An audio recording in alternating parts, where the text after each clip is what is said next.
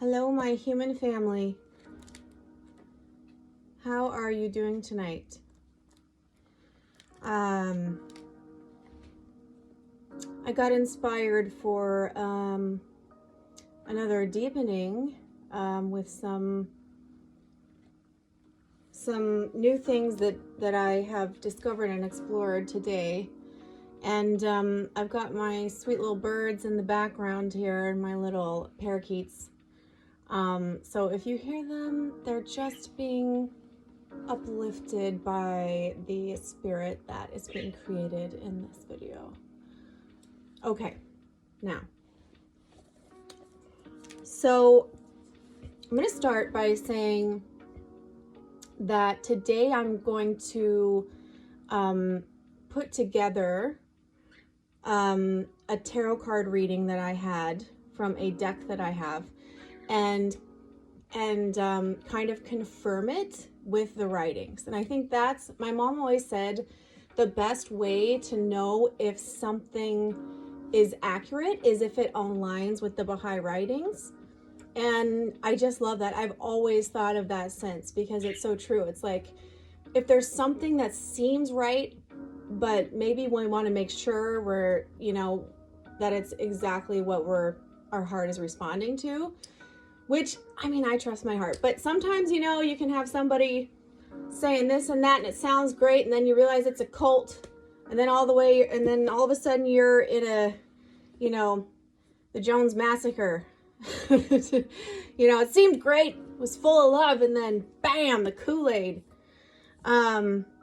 So basically, it's a good thing to just go look up the topic that maybe some other source is giving you some inspiration for in the writings, and just see, hey, is there writings on this? What are they based about? How does it relate to what I'm reading over here outside of the writings, or what I'm being inspired with?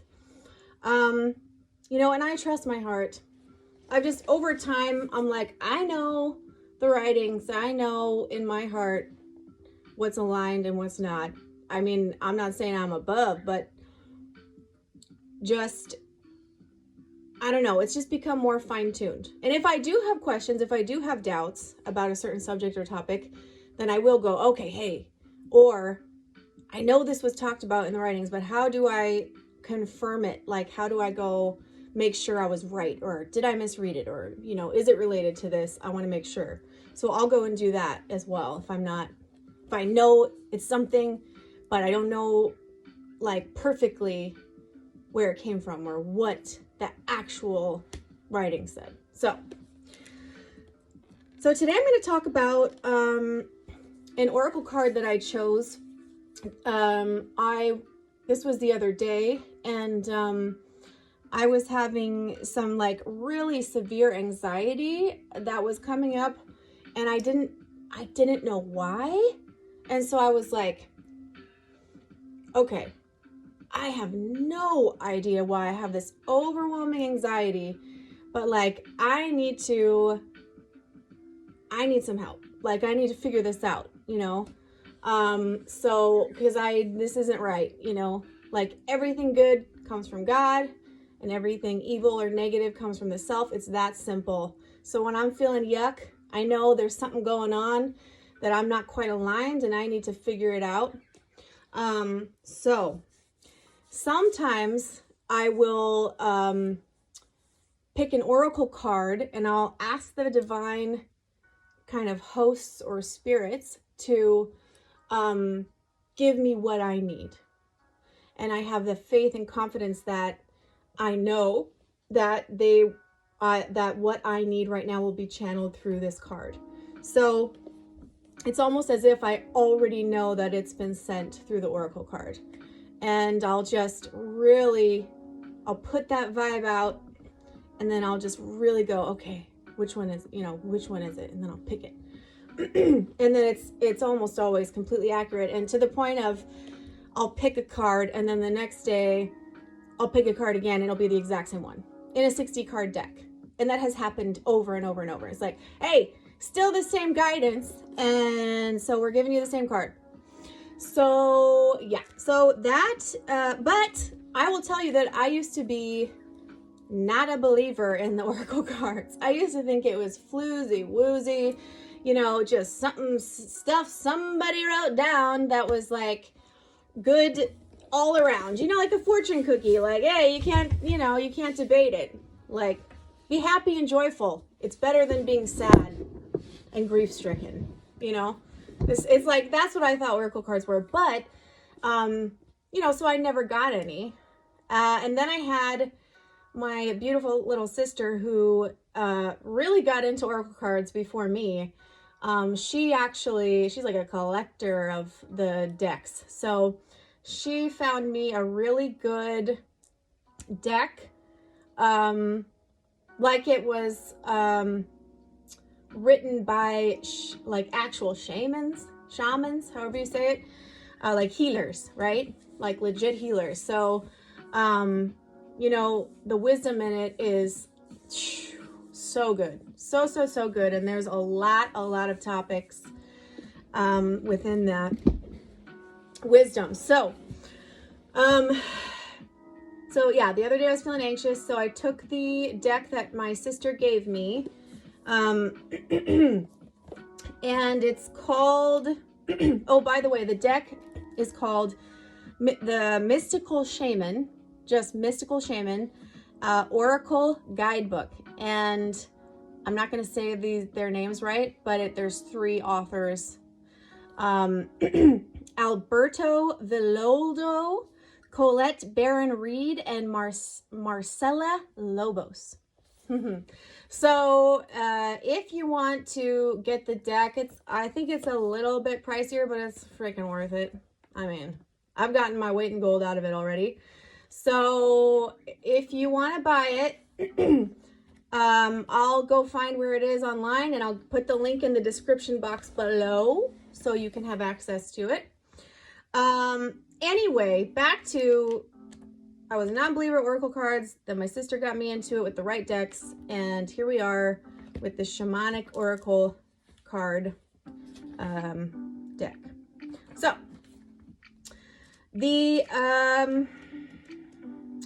the card I pulled, I was having a lot of anxiety, and I was like, hey, you guys, divine assistance, it's right now. I need it.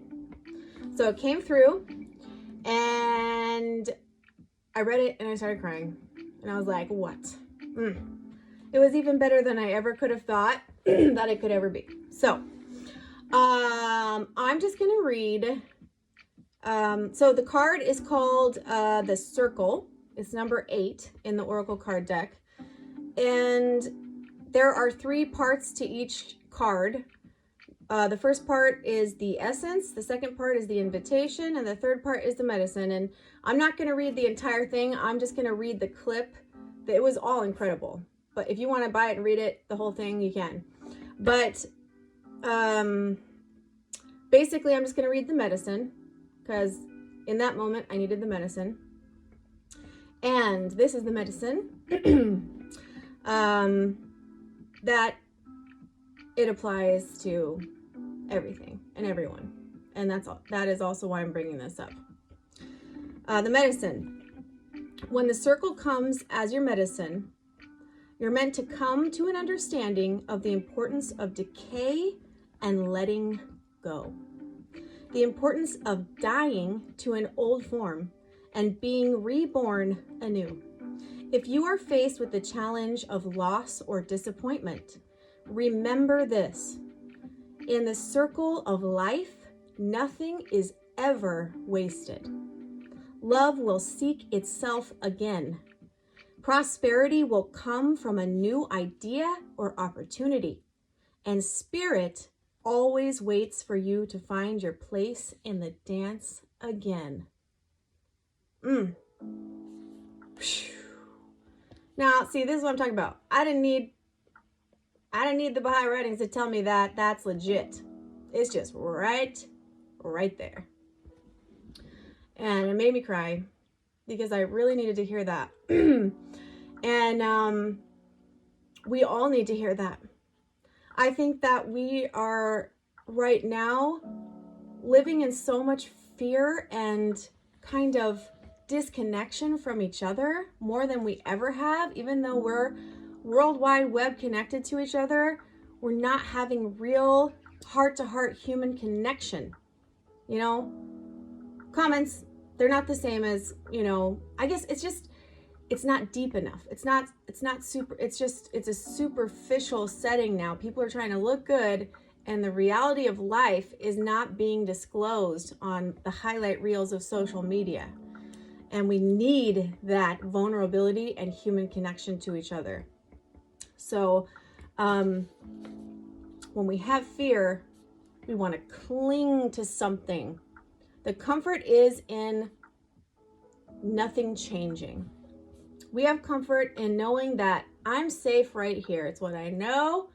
It's what makes me feel normal.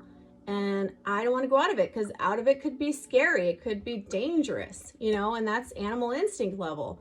If I'm safe right now here, I have no death threats, then why do I need to go anywhere else? Why do I need to change? So the idea of letting go is a huge, huge virtue that needs to be worked on right now, including me, myself, and I, everyone. So, yeah, basically, you know, and something to me that was really, you know, really stood out to me that I thought was such an interesting way to say it was, love will seek itself again. Love will seek itself again. Like, guys, what does that mean to you? Love wants to love itself, you know, just crazy. And so actually I loved that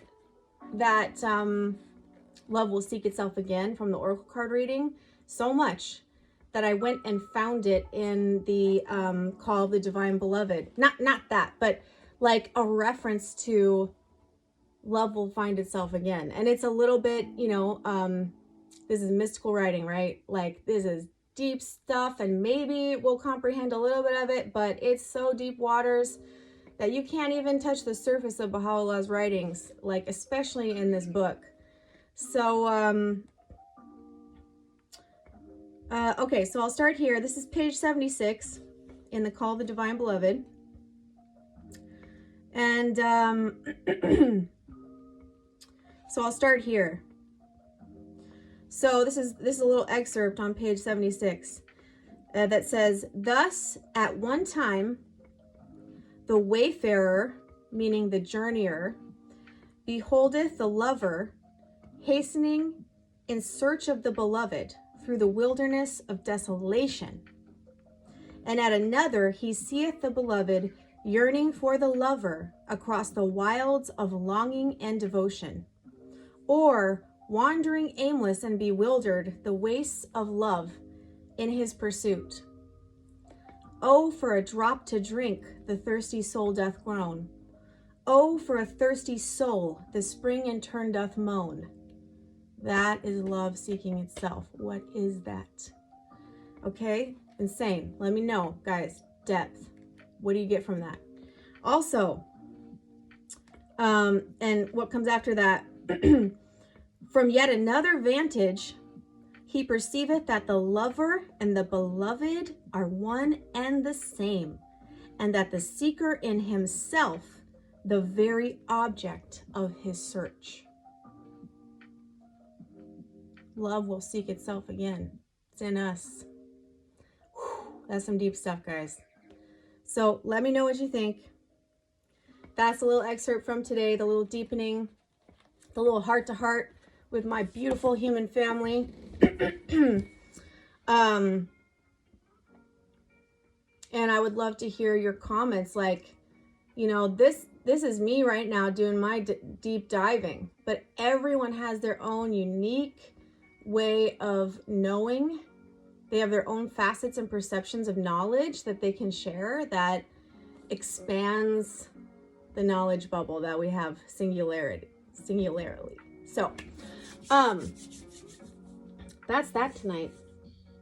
And I will sign off by saying, allow up.